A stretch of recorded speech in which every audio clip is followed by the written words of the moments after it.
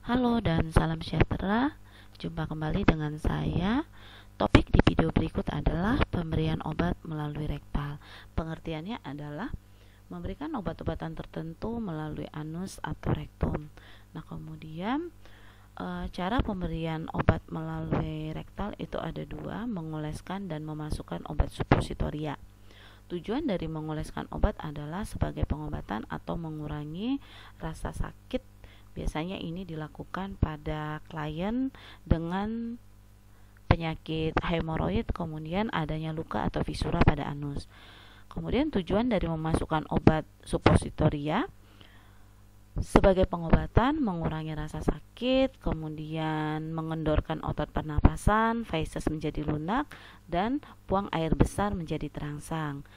Biasanya ini dilakukan pada klien dengan penyakit hemoroid, misalnya obatnya anusol atau masih banyak lagi. Kemudian bisa juga dilakukan pemberian obat dengan penyakit asma bronchial, contohnya obat aminofilin. Nah, kemudian bisa juga pada pasien dengan konstipasi yang biasanya diberikan dengan dulcolaxub. Peralatan yang diperlukan dalam pemberian obat melalui rektal adalah yang pertama sarung tangan, jeli, kemudian obat suppositoria, tisu, duk, dan catatan pemberian obat. Adapun langkah-langkahnya adalah yang pertama, tinjau ulang nama obat, dosis, dan rute pemberian. Kemudian di sini meyakinkan bahwa obat akan diberikan secara aman dan akurat. Kemudian minta klien untuk melakukan posisi SIMS dengan kaki fleksi ke depan, kemudian memajankan anus, dan membantu klien merilekskan sphincter anal eksternal. Kemudian pertahankan klien tertutup duk dengan hanya area anal yang terpajan. Nah, penutupan klien di sini kita harus menjaga privasi dan memudahkan relaksasi. 4. Periksa kondisi anus eksternal dan palpasi dinding rektal. Lepaskan sarung tangan dengan menariknya ke dalam dan menempatkannya pada wadah yang tepat. Nah, menempatkan di sini kita juga harus memastikan bahwa tidak adanya perdarahan rektal aktif. Kemudian yang kelima, kenakan sarung tangan baru dengan tujuan untuk mengurangi terjadinya infeksi. Nah, yang selanjutnya adalah lepaskan suppositoria dari wadahnya dan beri pelumas pada sekitar ujung dengan jeli. Beri pelumas pada sarung tangan di area jari telunjuk tangan dominan Anda. Kemudian tujuan dari pemberian jeli atau pelumas di sini adalah untuk mengurangi friksi saat suppositoria masuk ke rektum. Minta klien untuk merilekskan sphincter anal, kemudian mendorong suppositoria melalui sphincter yang konstriksi menyebabkan nyeri. Nah, kemudian regangkan bokong klien dengan tangan non-dominan dengan jari telunjuk yang tersarungi, masukkan suppositoria dengan perlahan melalui anus, melalui anal internal mengenai dinding rektal. Pada orang dewasa, masukkan seluruh jari. Kemudian pada anak-anak dan bayi kira-kira 5 cm.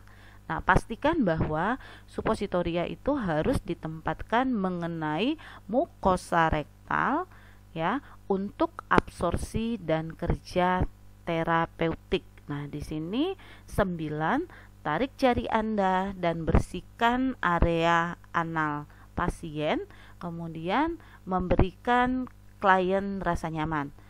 10. Instruksikan klien tetap berbaring terlentang atau miring selama 5 menit. Ini tujuannya adalah untuk mencegah keluarnya suppositoria. 11. Bila suppositoria mengandung laksatif itu adalah pelunak feses, Tempatkan lampu pemanggil dalam jangkauan klien, maksudnya di sini bel di rumah sakit, sehingga klien dapat mencari bantuan untuk mengambil pispot atau ke kamar mandi. Nah, mampu untuk memanggil bantuan memberikan rasa kontrol terhadap eliminasi klien tersebut. 12. Buang sarung tangan dengan cara membalikkan bagian dalam keluar dan buang dalam wadah yang tepat.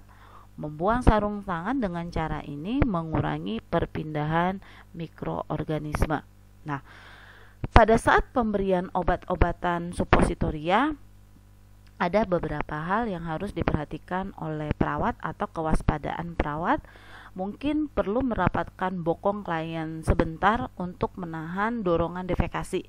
Nah, respon klien yang membutuhkan tindakan dengan segera adalah pertama, adanya reaksi alergi. Nah, di sini perawat harus bertindak tetap tenang dan tenangkan klien, kemudian cari bantuan tetapi tetap bersama klien, misalnya dengan memencet bel, kemudian lakukan pemberian oksigen bila klien merasa sesak, kemudian lakukan pengukuran tanda-tanda vital sesuai dengan kebutuhan, ikuti kebijakan atau prosedur mengenai penanganan reaksi alergi. Kemudian di sini adanya respon vagal refleks. Nah, maksudnya di sini kita menemukan adanya tanda-tanda melambatnya frekuensi jantung. Hal ini biasanya disebabkan sebagai akibat stimulus rektal yang berlebihan. Nah, di sini tugasnya perawat adalah tetap tenang dan tenangkan klien, tetap bersama klien, kemudian cari bantuan, berikan pelumas tambahan. Yang ketiga, klien melaporkan seperti ada rasa terbakar atau nyeri pada daerah insersi. Nah, di sini tadi pada waktu kita memasukkan obat, di daerah kita memasukkan obat supositoria tadi, klien merasa adanya rasa terbakar.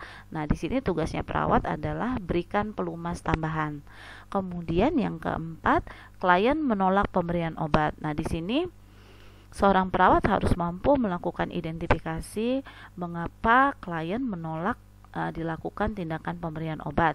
Nah, bila obat disembunyikan, dilakukan dokumentasi penolakan, ya. Kemudian bila obat penting, dokumentasikan penolakan, kemudian kita harus segera lapor ke dokter. Kemudian saya di sini akan menambahkan prinsip 12 benar cara pemberian obat. Yang pertama, benar obat, kedua, benar dosis, ketiga, benar pasien, keempat, benar cara pemberian, 5, benar waktu, 6, benar dokumentasi, 7, benar pendidikan kesehatan, 8, hak pasien untuk menolak. Nah, jadi tadi masuk ya di klien menolak obat ya. Kemudian 9, benar pengkajian, 10, benar evaluasi, 11, benar reaksi terhadap makanan, kemudian 12, benar reaksi dengan obat lain. Baik, cukup sekian penjelasan pemberian obat melalui rektum. Terima kasih dan sampai bertemu di video berikutnya.